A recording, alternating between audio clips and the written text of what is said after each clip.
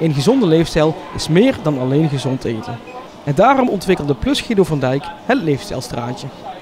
Nou, werken aan je gezondheid is best wel een belangrijk thema op dit moment. En wij willen daar ook graag aandacht aan besteden. Omdat ik denk dat het meeste rendement wat je kunt halen uit gezonde leefstijl, ga je beginnen in de supermarkt.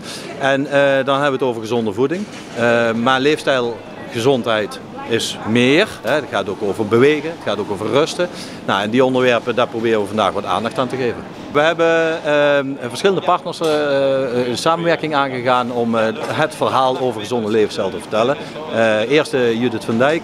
Zij is van Via Judith, die gezonde hapjes gaat presenteren. Dan zitten we met Benu, de apotheker, die een bodycheck gaat doen om een aantal waardes uit je lichaam te laten zien. Om te kijken, ja, hoe sta ik er nu eigenlijk voor. Lydia Jeuken van Gewichtige Zaken Venray, die gaat iets vertellen over, ja, wat is dan eigenlijk gezonde voeding? Waar moet je dan op letten? Eet je wel genoeg groente per dag?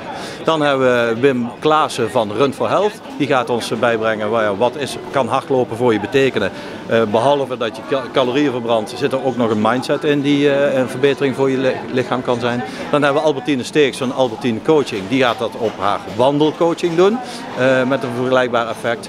En daarnaast hebben we dan nog Venray Beweegt. Waarin Yvonne Willems die gaat vertellen over, ja, kun je met elkaar nou eens niet gaan bewegen. En zij heeft een website waarin dat mogelijk wordt gemaakt om elkaar te vinden voor het bewegen met elkaar. Merk je ook dat er minder suikerproducten en dergelijke in de schappen liggen? Zeker, de fabrikanten zijn ook heel hard aan het werken om de producten gezonder te krijgen. Met name suikergehalte omlaag en de koolhydraten omlaag. Dat zie ik wel al terug, maar daar is nog een lange weg te gaan. Ik hoor een paar keer mindset, hè? Mindset, dat is wel het belangrijkste, toch? Ja, dat is het hoofdthema.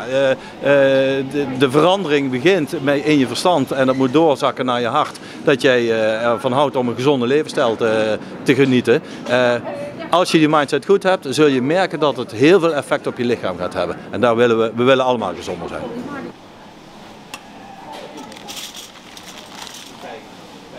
Hoe lang